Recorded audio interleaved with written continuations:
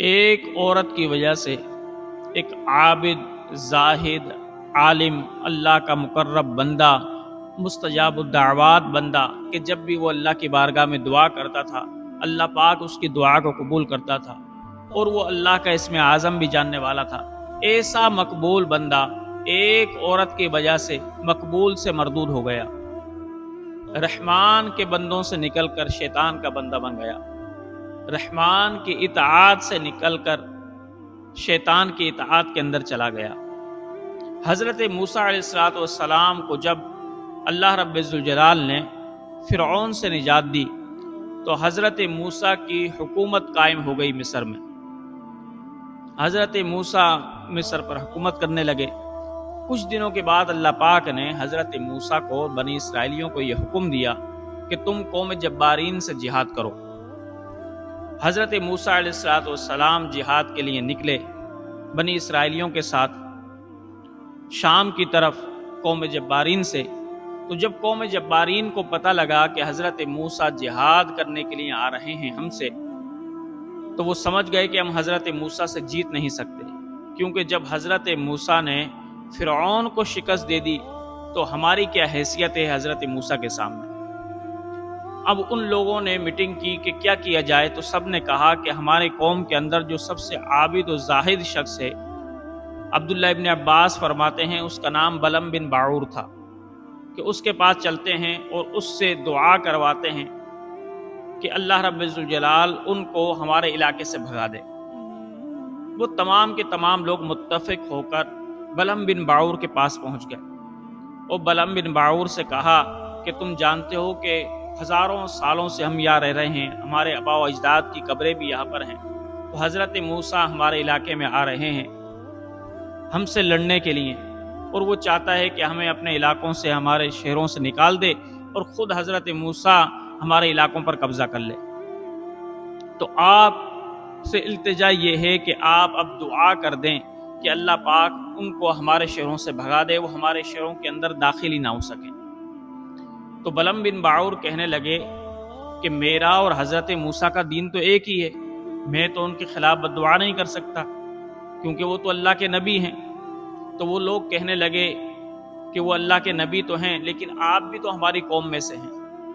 آپ مہربانی کر دیں، یہ دعا تو ضرور کر دیں کہ حضرت موسیٰ یہاں پر نہ آئیں، یا آئیں تو بھاگ جائیں، ہمارے شہروں پر قبضہ نہ کر سکیں۔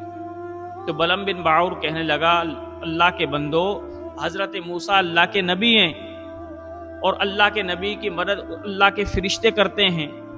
اور مسلمان کرتے ہیں، تو میں تو اس کے خلاف بد دعا نہیں کر سکتا۔ اگر میں نے بد دعا کی تو خود میری دنیا و آخرت تباہ و برباد ہو جائے گی۔ لیکن وہ لوگ پھر بھی نہ مانے، وہ اصرار جب ان کا حد سے بڑھ گیا تو بلم بن باعور نے کہا کہ اچھا چلو میں استخارہ کرتا ہوں، اگر استخارے میں مجھے اجازت مل گئی تو پھر میں بد دعا کروں گا، لیکن اگر استخارے کے اندر اجازت نہ ملی تو پھر میں بد دعا نہیں کروں گا۔ تو قوم کے لوگ کہنے لگے اچھا صحیح ہے، آپ اپنے اللہ سے استخارہ کریں۔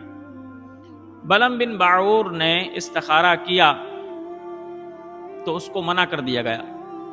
بلم بن باعور نے اپنے قوم کے لوگوں کو بلایا اور کہا کہ اللہ نے مجھے منع کر دیا ہے، میں اب حضرت موسیٰ کے خلاف بد دعا نہیں کر سکتا۔ اب لوگ جب مایوس ہو کر بلم کے پاس سے لوٹے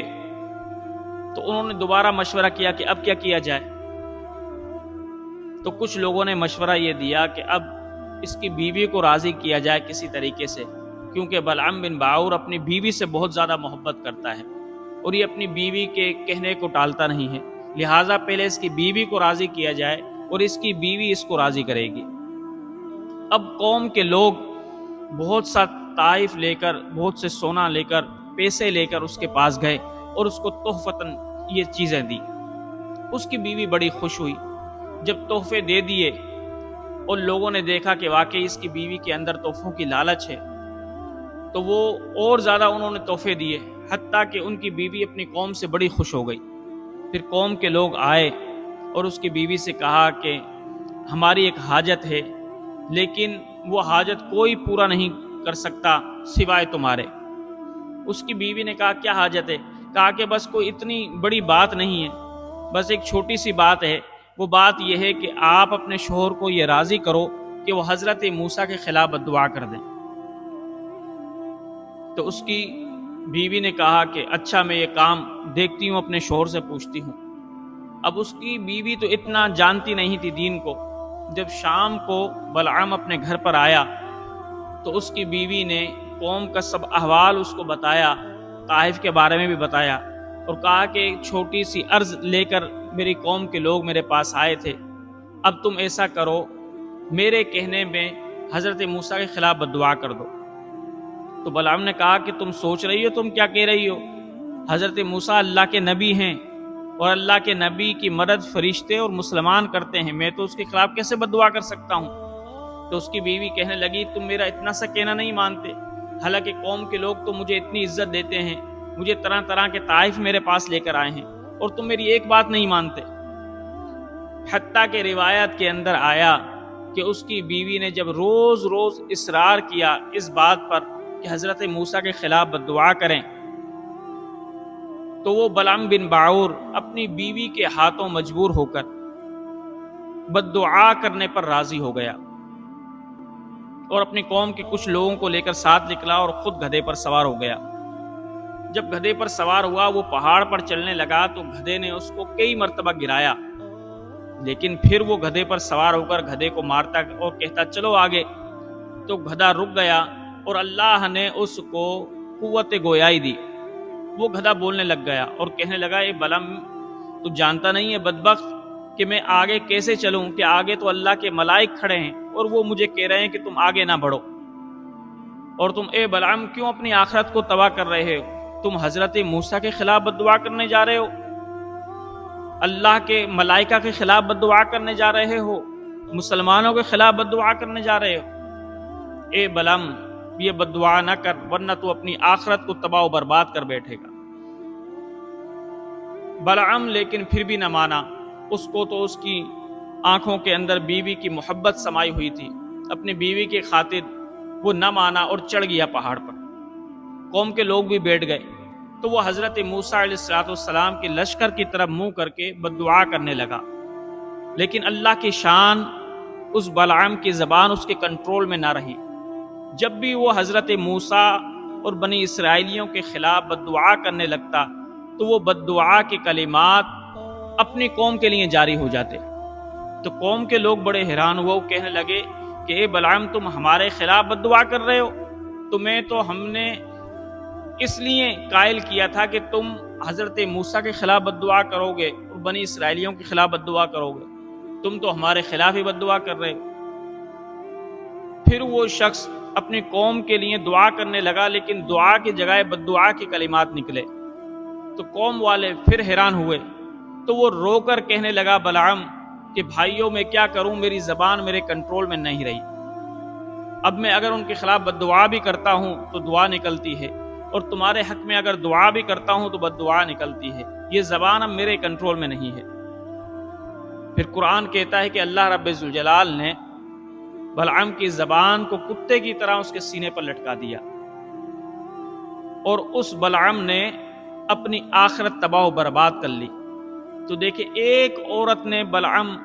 کی آخرت کو تباہ و برباد کر دیا، جو بہت بڑا اللہ کا ولی تھا، مستجاب الدعوات تھا، اس میں اعظم جاننے والا تھا،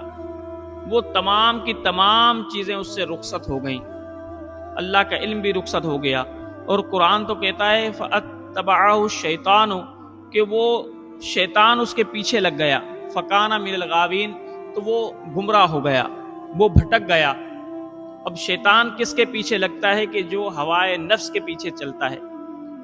ہوائے نفس کیا تھی؟ کہ بلعام اپنی بیوی سے بہت زیادہ محبت کرنے لگ گیا تھا، لیکن محبت بیوی سے کرنا جائز ہے، لیکن اتنی محبت نہ کرے کہ بیوی اگر کوئی ناجائز کام کرنے کا کہے تو انسان وہ بھی کرنے لگ جائے، بیوی کی وجہ سے اپنی آخرت کو ہی تباہ و برباد کر لے۔ اس لیے نبی پاک صلی اللہ علیہ وسلم نے فرمایا تھا کہ اللہ کی معصیت میں، اللہ کی نافرمانی میں کبھی بھی مخلوق کی اطاعت نہیں ہے۔ یعنی اگر آپ کا کوئی پیر بھی ہو، والد بھی ہو، والدہ بھی ہو، بیٹا بھی ہو، بیٹی بھی ہو، بیوی بھی ہو، اگر وہ حکم دے کہ تم اللہ کی نافرمانی کرو تو کبھی بھی نافرمانی نہیں کرنی چاہیے، کیونکہ مخلوق کی اطاعت تب تک ہے کہ جب تک وہ اللہ کی نافرمانی کی دعوت نہ دیں۔ جب وہ اللہ کی نافرمانی کی دعوت دینے لگ جائیں تو کبھی بھی ان کی اطاعت نہیں کی جائے گی۔ لیکن اس بلعام نے اپنے بیوی کے کہنے میں آ کر اللہ کی نافرمانی کر دی، اللہ کے نبی کے خلاف بددعا کر دی، تو اللہ رب الجلال نے اس کی آخرت تباہ و برباد کر دی، اور دنیا کے اندر ہی اس کو عبرت کا نشان بنا دیا کہ اس کی زبان کتے کی طرح لٹک گئی۔ اس سے ایک بات اور بھی معلوم ہوتی ہے کہ اللہ کے نبیوں کے خلاف بری بات کہنا یا بری سوچ رکھنا یہ بھی آخرت کی تباہی کا ذریعہ ہے۔